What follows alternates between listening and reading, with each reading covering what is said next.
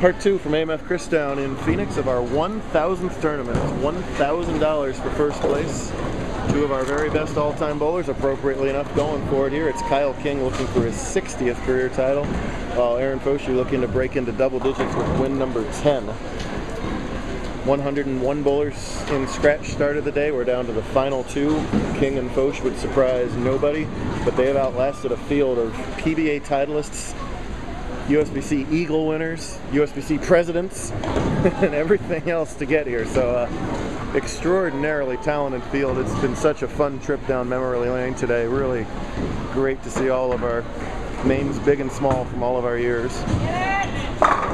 Both bowlers in front of the ball turn or in front of the gutter caps, depending on the lane they're on. That's the only way to play a burnt out US Open pattern. It's 44 feet flat.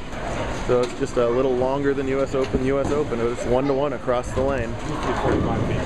So the players could never really be outside of about 10 or 12 all day long, so they burnt out what's left of there. So now they got to get left of that burn, and at this point, that means where these two guys are playing. Look out. Trip that 4-pin. This is the bias on the rooting announcement. What is your problem now? I said it's good that you know who you're rooting for. Who do you think I'm rooting for? I don't know. Oh my goodness. It's ridiculous. We'll replay that then. Let's see. I am rooting for whoever bowls the better game, period. Okay. I'm rooting for the guy with the beard, exactly. So we tried to get the loser to shave here, but they both said no dice. Aaron said he's not shaving till U of A loses, and that's not going to happen. And Kyle just refused. No other power to it. What on earth could I have said that would indicate that I'm rooting for any bowler more than the other? Come on, trip that 4. Well, I want him to trip the 4. It was a good shot. I couldn't get to the pocket in this pattern. All right, so look how far left they're both standing. Aaron's actually further left than Kyle, but Kyle's, right? He's actually going to drift left a little to right in the one board of the opposite lane. There's that trip of the 4-pin that I so desperately called for Kyle. He gets it this time and gets his strike in the 7th. He's got 124 through 7. Aaron with a theoretical 130 through 7, but working on a strike, so he leads by 6 now and can extend to 15 if he can double up here in the 7th and 8th. Key shots. The 1,000 was guaranteed on top, so it's 400 for second. So this is a $600 game, which is, you know, no small potatoes. Earlier in step ladder, it was Chris George defeating Cortez Shank and Ben Canfield. Then it was Ben Spencer defeating George and Emily Orneas. Great job out of Emily. And then Foshie beat Spencer and PBA superstar Michael Haugen to get here. Look at that. He's 5 boards left of the left edge of the ball return. I'm just amazed. Wow, he just bounces on the edge. Oh no, and there's the big 4. Especially on these HPL. Oh my goodness. Especially on these HPL lanes. Sometimes if you lay the ball down way to the extreme side of the lane, you get that double dribble, and that's what happened right there. And,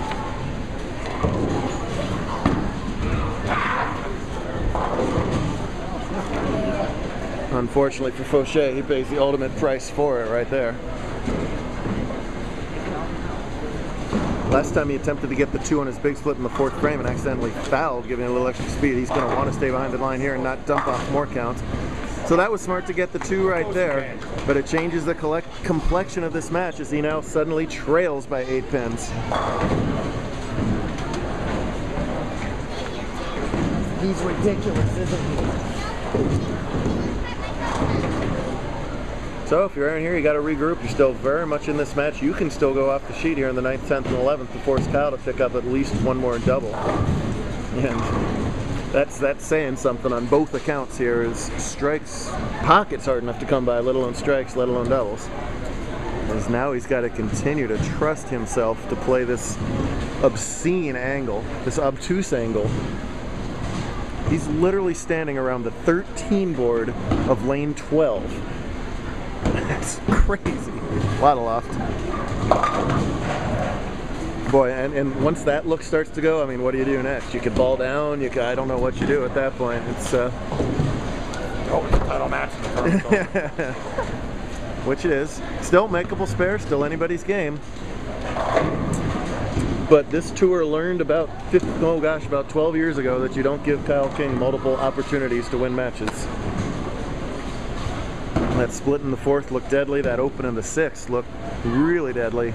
But here he is ahead in the match, no matter what Aaron does on this spare with 2 frames to go.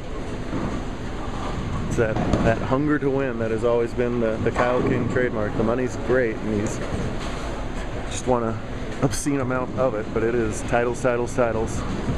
And there was as Aaron doesn't make the spare, my goodness. Well, that is just disastrous right there. Now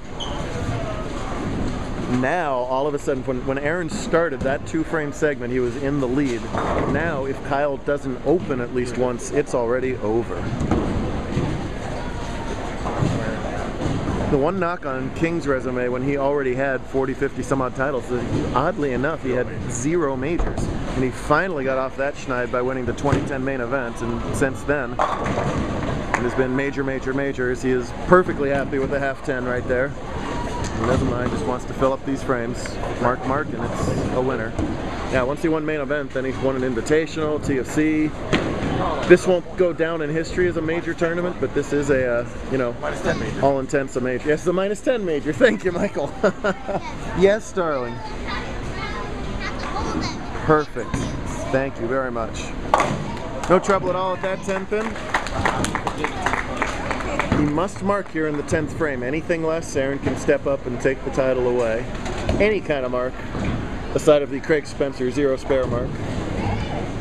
We'll do it. Points for the kids, sure. You bet. The adults are like a guest spot in the regional. They're just no points in it. How can they make the invitation? No adults make the invitation. No. Meanwhile, for 60 career titles, here's the shot. A lot of loft. All the way back. You think after 300 some odd tournaments, after a spectacular start to his collegiate career at RMU, that this still didn't matter to him? Well, there's a few hundred other people here who clap for him, and they do love him and appreciate the shot, but they can't wait till his winter break is over and gets the heck back out of here again as he just wanders in and wins it all. Doesn't matter. That's a win.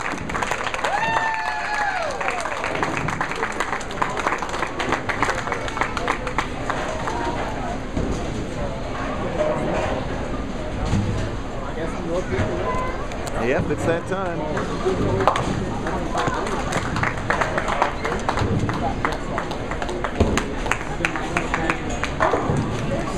We'll hand out the awards with our Plat Girl, and we'll do it again for our doubles tournament tomorrow. Always a great time. We'll see you then.